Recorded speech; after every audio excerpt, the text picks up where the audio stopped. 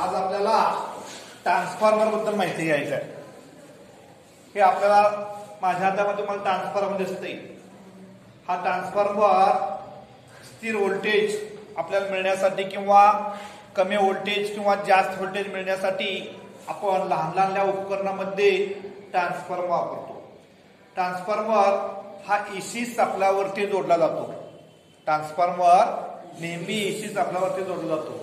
आता ट्रान्सफॉर्मर तुम्ही बघितला, हा जो आहे तो बॉबिन, हा जो आहे तो बॉबिन, आणि इथं जे आहेत ई आकाराचे आणि आय आकाराचे हे कोर्स आहेत. ई आकाराचे आणि आय आकाराचे कोर्स. ते ट्रान्सफॉर्मरला सुपर इनॅमल्ड कॉपर वायर घेऊन ट्रान्सफॉर्मर त्याच्या व्याख्येनुसार तो बनवला जातो. आता ट्रान्सफॉर्मर मध्ये दोन टोक असतात, एक प्रायमरी आणि दुसरा जो सेकंडरी. प्रायमरी आणि सेकंडरी. आता सुरुवातीला हा जो असतो तो हा बॉबिन. बॉबिन घेतल्यानंतर याला इन्सुलेशन टेप गुंडाळलं जातं आणि टेप गुंडाळल्यानंतर प्रायमरीची जे दोन टोक असतात, स्टार्ट आणि एंड, ही दोन टोकं बाहेर काढली जातात. या टॅप मधनं इथे बाहेर काढल्यानंतर त्यानंतर परत इन्सुलेशन टेप लावायचं. त्यानंतर रेशोनुसार परत वाइंडिंग घ्यायचं आणि नंतर दोन टोकं बाहेर आलेले असतात.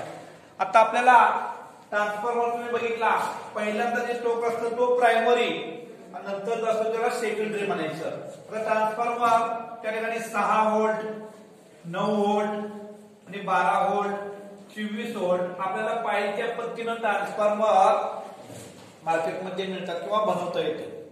तर ट्रान्सफॉर्मर मध्ये ह्या बाजूला दोन टोकं असतात, ह्या बाजूला दोन टोकं असतात. आता ते ओळखायचं आहे. कसं ओळखायचं? तर ट्रान्सफॉर्मर जी प्रायमरी बाजू असतो त्याचा रेजिस्टन्स जास्त असतो. त्याचा रेजिस्टन्स म्हणजे विरोध जास्त असतो. मग आपण मल्टीमीटरनं सुद्धा ओळखू शकतो. मल्टीमीटरनं एकदा विरोध जास्त दाखवलं ते ट्रान्सफॉर्मरची ही प्रायमरी समजायचं. आता ज्यावेळी ट्रान्सफॉर्मर तयार करतात शक्यतो तिथे वेगवेगळ्या कलरची वायर जोडतात.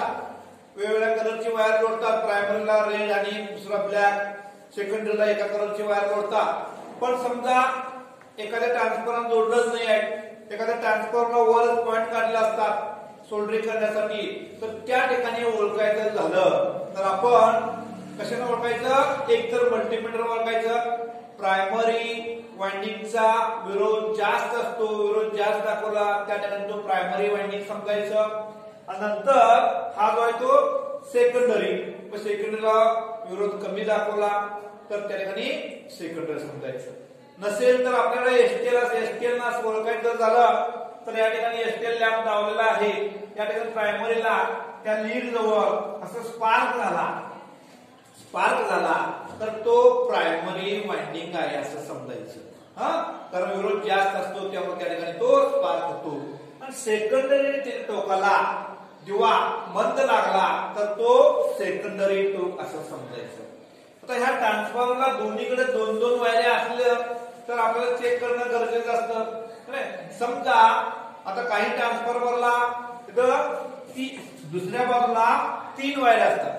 दुसऱ्या बाजूला 3 वायऱ्या असतात. इथं 606, 909, 1212 असे असेल तर त्या ठिकाणी इकडली बाजू जी आहे आपण डोळं दाखवून समजायची की हा प्रायमरी आणि हा सेकंडरी आहे. हा प्रायमरी आणि हा सेकंडरी आहे असं डोळं दाखवून समजायचं. मग त्या ठिकाणी कनेक्शन करायचं. आता प्रायमरी टोक ओळखताना लक्षात ठेवायचं त्याचा वाइंडिंगचा विरोध जास्त असतो, रेजिस्टन्स जास्त दाखवला तर प्रायमरी. त्या ठिकाणी एसटीएल न बघताना लॅम्प जवळ त्या ठिकाणी म्हणजे आपण टर्मिनल जे आहे त्या ठिकाणी लावतो टोकाजवळ, असं बारीकसा स्पार्क होतो त्या ठिकाणी समजायचं हा प्रायमरी. आणि सेकंडरीला दिवा लागला तर समजायचं सेकंडरी. दोन दोन टोकं असतात असताना आणि तिकडे सेकंडरीला जर 3 टोकं असतील तर आपण नेहमीच समजायचं हा जो आहे तो सेकंडरी. आता ट्रान्सफॉर्मर बघितला. ट्रान्सफॉर्मर आपल्याला 606चा आपल्याला मार्केटमध्ये विकत मिळतोय, 909चा मिळतोय, 1212चा मिळतोय. तर प्रायमरी टोक ओळखलं आणि सेकंडरी सुद्धा टोक ओळखलं.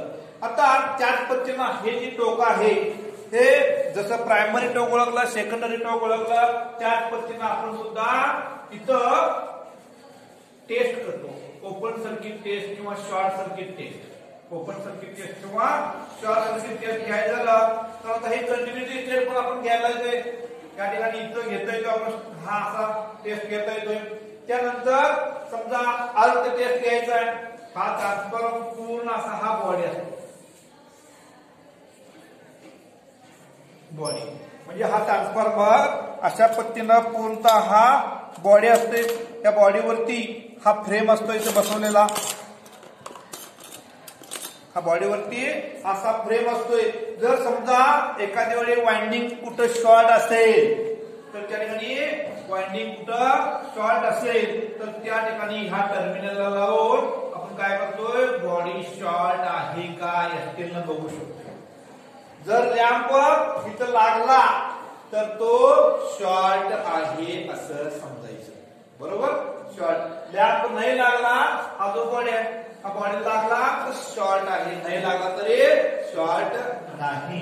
जसं इथं आता कंटिन्युटी टेस्ट,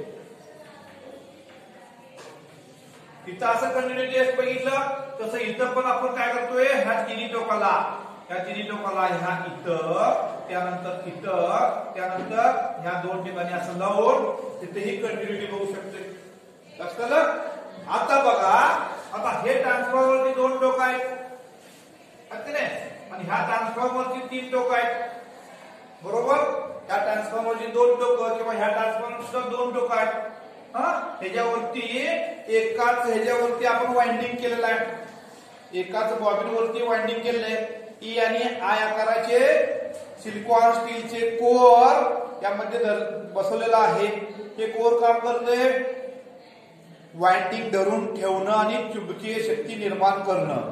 हे कोर लक्षात आहे. तर त्या ठिकाणी इथं हे वाइंडिंग टू वाइंडिंग. आता हा वाइंडिंग आहे, त्याचं एक टोक, ह्या वाइंडिंगचं एक टोक. त्या ठिकाणी इथं लॅम्प लावला, इथं ह्या वाइंडिंगचं टोक आणि ह्या वाइंडिंग लॅम्प जर लागला तर शॉर्ट लॅम्प समजायचं. कारण हे प्रायमरी वाइंडिंग आणि हा सेकंडरी वाइंडिंग अलग आहेत की नाही. मग काही कारणास्तव समजा वाइंडिंग टू वाइंडिंग जर शॉर्ट दाखवलं तर ट्रान्सफॉर्मर शॉर्ट आहे समजायचं. ट्रान्सफॉर्मर जोडलं आणि ट्रान्सफॉर्मर शॉर्ट असेल तर कुठला सर्किट सगळा खराब होतोय. जिथनं आपण सप्लाय देणार आहोत तो सप्लाय त्या ठिकाणी व्यवस्थित गेला पाहिजे.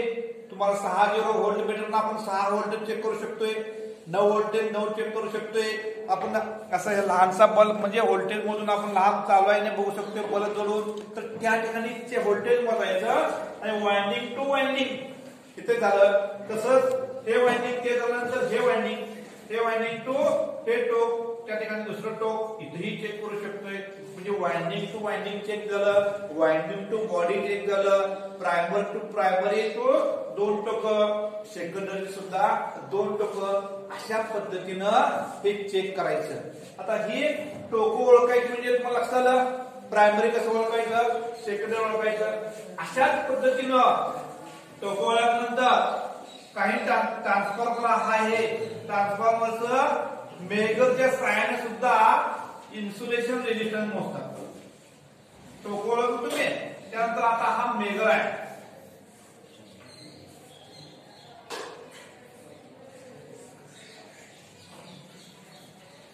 त्याला ई आणि एल परवा तुम्हाला दाखवले मेजर आणि ह्या ठिकाणी असा हँडल असतो. हँडल तर मेजरच्या साहाय्यानं इन्सुलेशन रेजिस्टन्स ओळखले. हे चांगलं आहे का बघायला बघितलं. आता वाहक आणि अवाहक आहे बॉडी, हे कोर आहे. ते कोर आणि आतमध्ये वाइंडिंग जे आहे सुपर इन्यामधलं कॉपर वायर कुठं बॉडीला टच झालंय काय आणि तो इन्सुलेशन ते केलेलं आहे ते व्यवस्थित आहे काय हे जे चेक करायचं झालं तर ह्या मेजरच्या साहाय्याने चेक करतात.